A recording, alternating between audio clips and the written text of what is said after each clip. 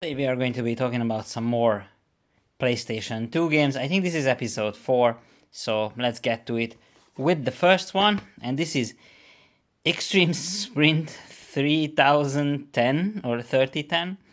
This is from our good friends at Phoenix Games, the best game company ever. I already talked about Phoenix Games being a really weird company, but also a company that releases a bunch of really bad games.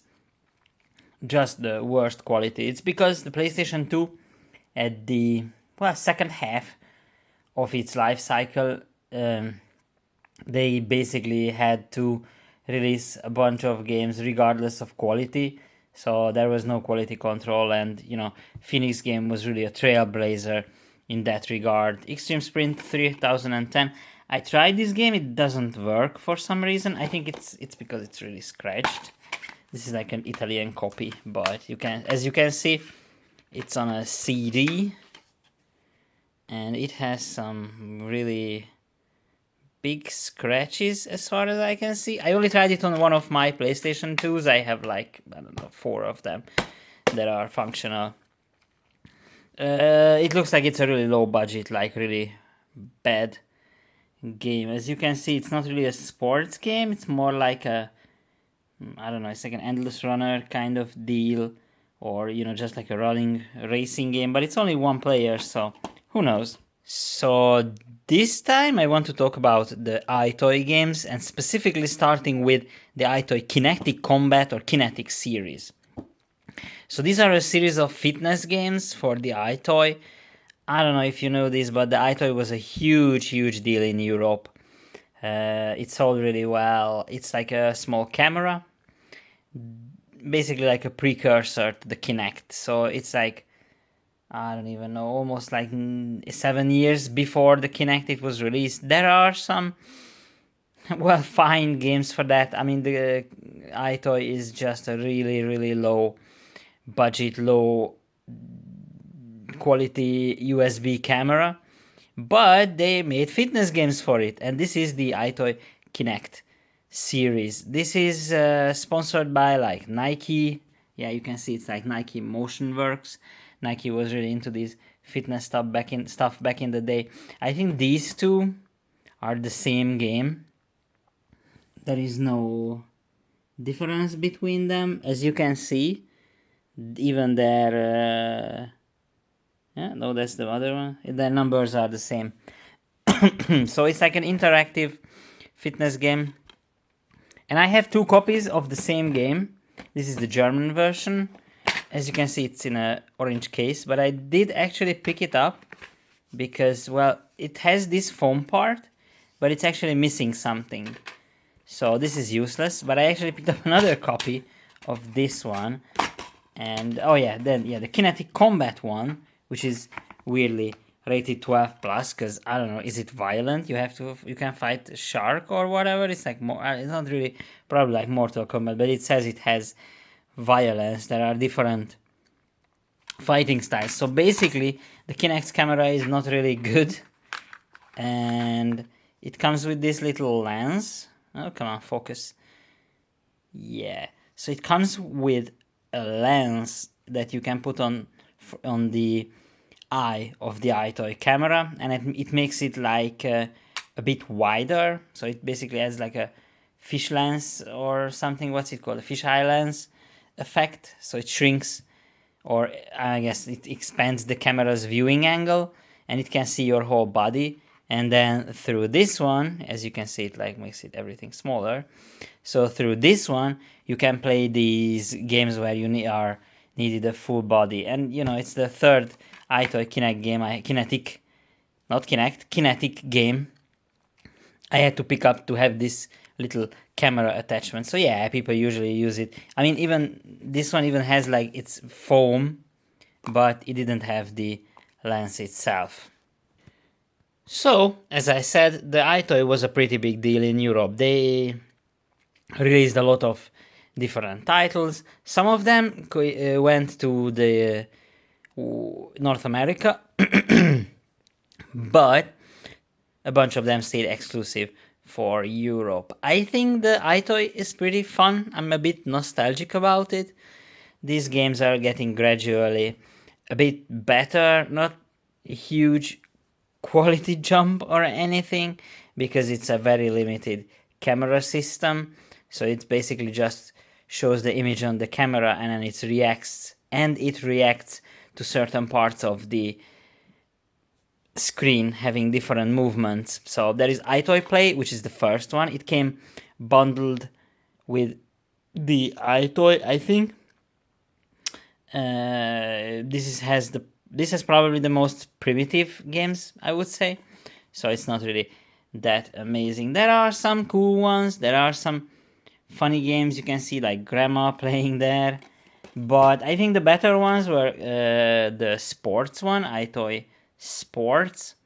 It has even 4-player games, so you can play together, play tennis and whatnot. Yeah, it's clunky, but it's still pretty fun.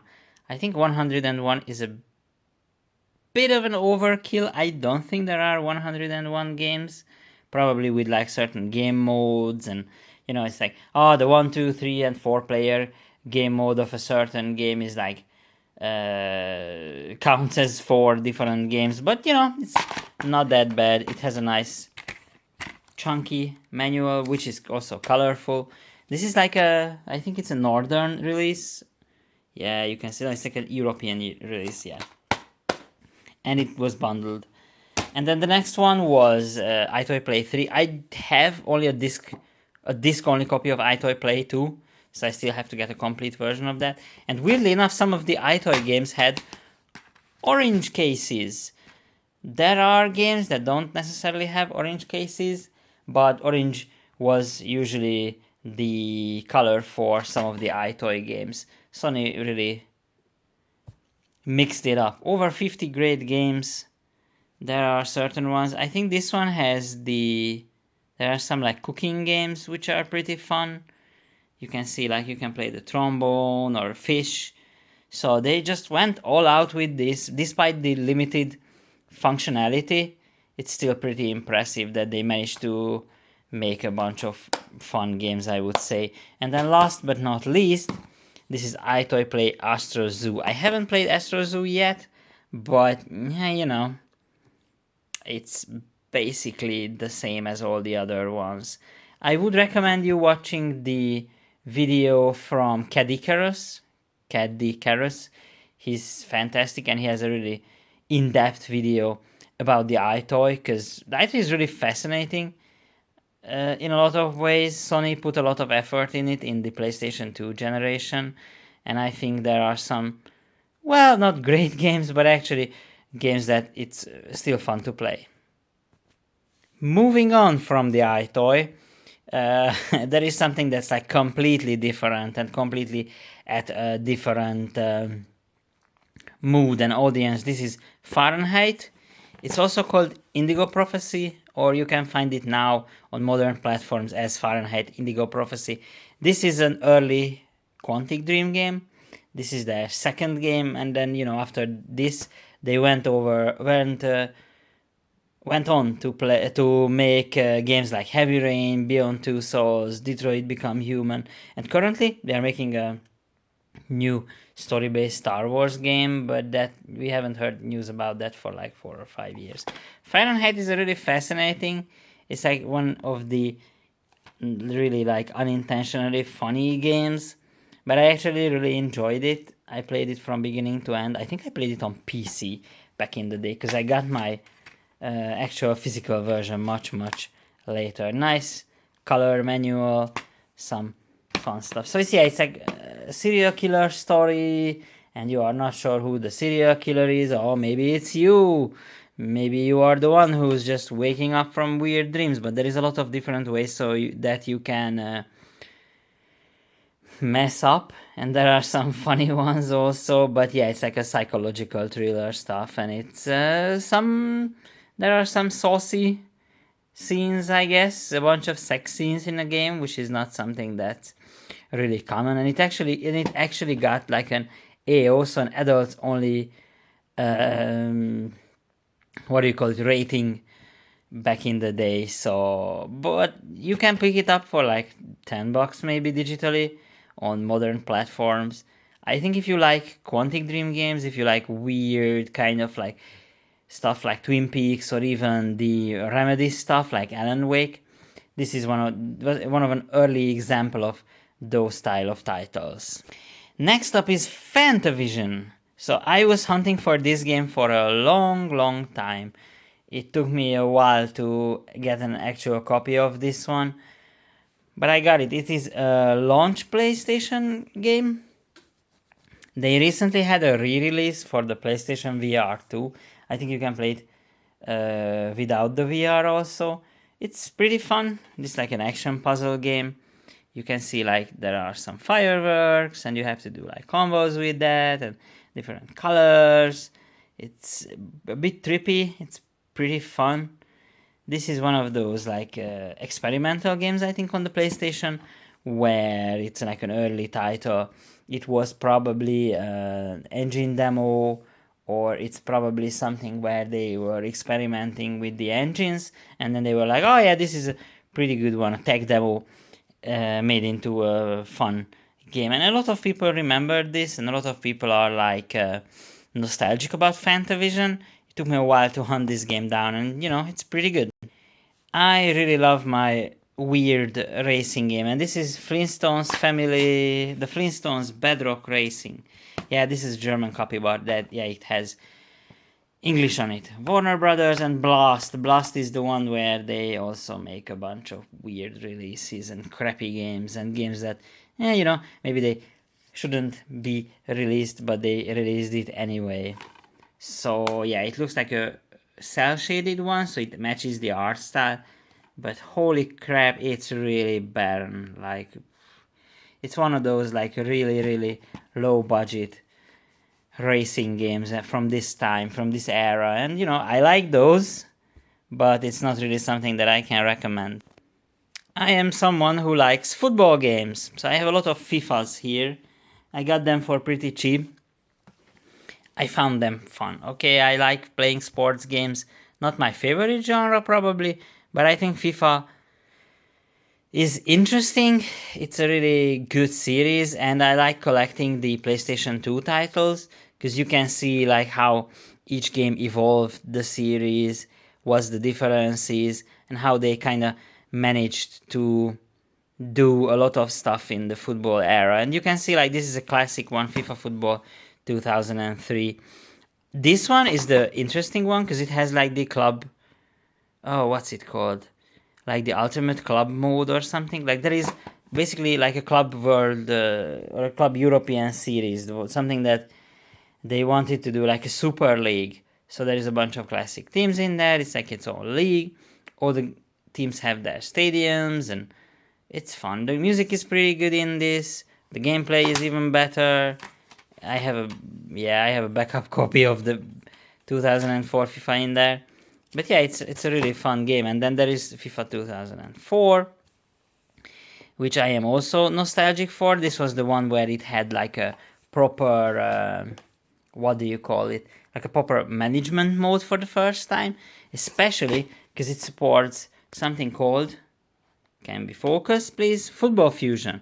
So Football Fusion was one where you can so first of all there is online in this game, which might have been the first one to go online from all of the other games. So yeah, it has like network play and whatnot.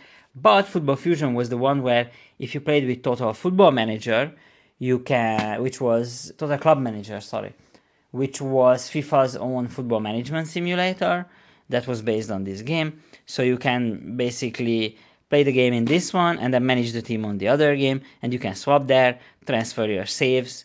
So that's pretty good. And the engine was, well, it looks a bit primitive from this standard, but they move on to the new engine, and this was actually a really big leap for the series. The next one that I have is a Danish, like a Danish copy of the FIFA 06. I don't have a lot to talk about this one.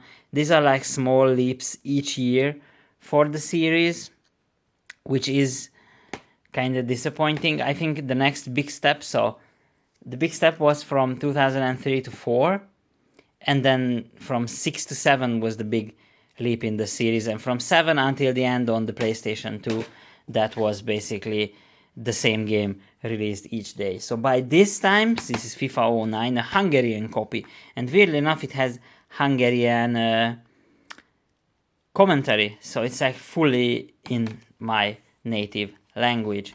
And as you can see, they removed the online component, which is a shame. It doesn't have the management mode.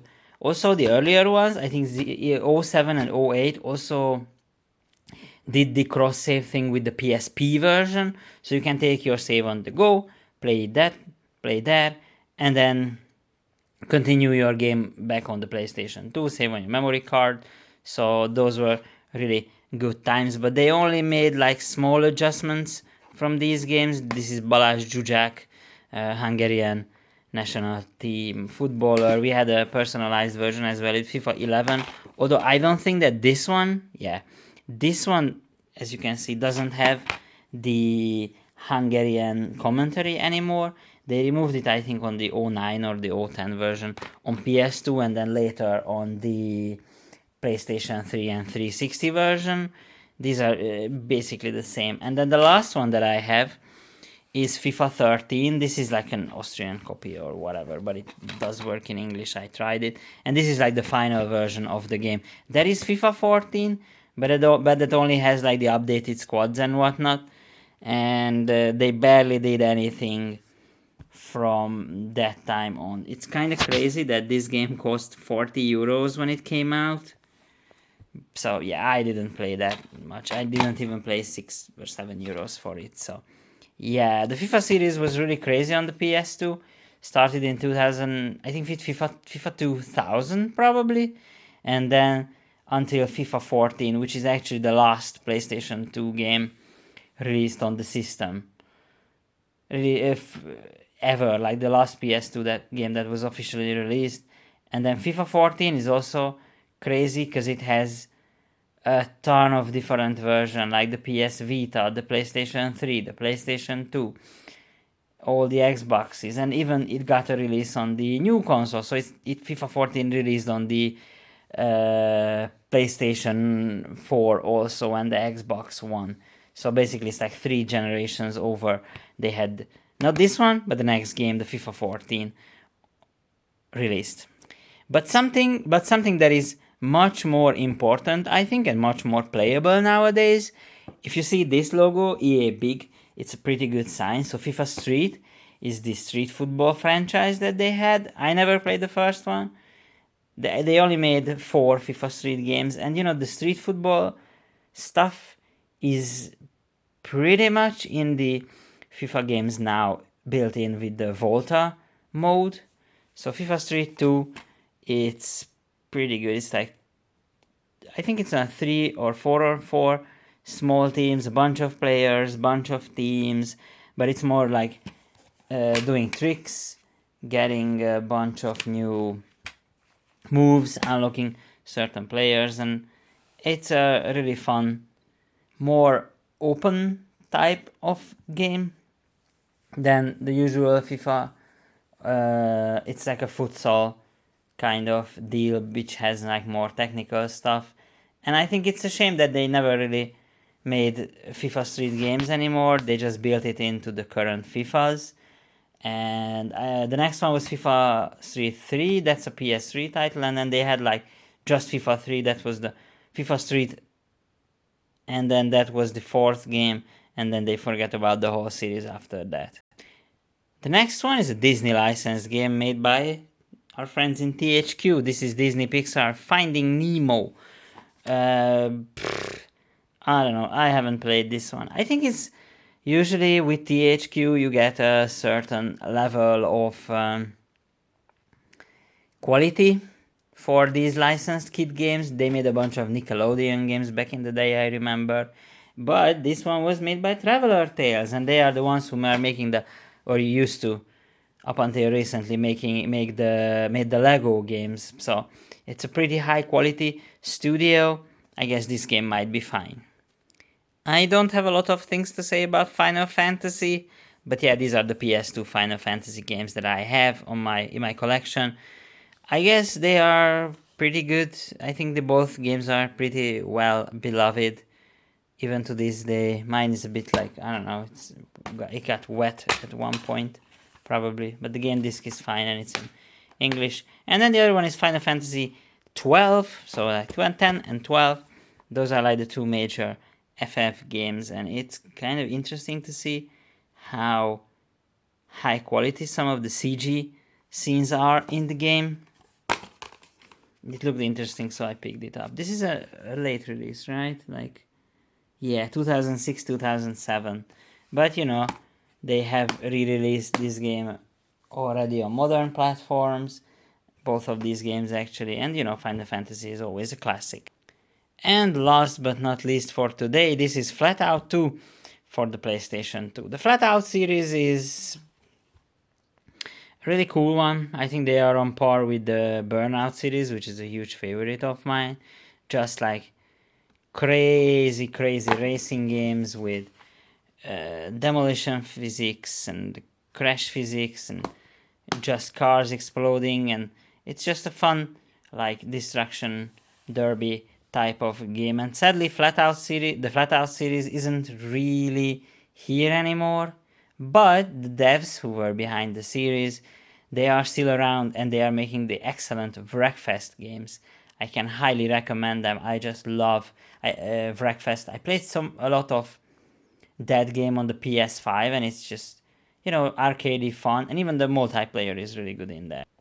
And that's it. Another bunch of games that we've gone through. If I have to recommend something, it's not easy, but Fahrenheit is really fun. Fantavision is also a pretty fun game. FIFA Street is good, and you know, you can never go wrong with Final Fantasy. So thanks for watching. Subscribe, like the video, comment if you enjoyed any of these games or have any nostalgia for any of these games. Maybe you are still playing it on the PlayStation 2, and you know, see you next time.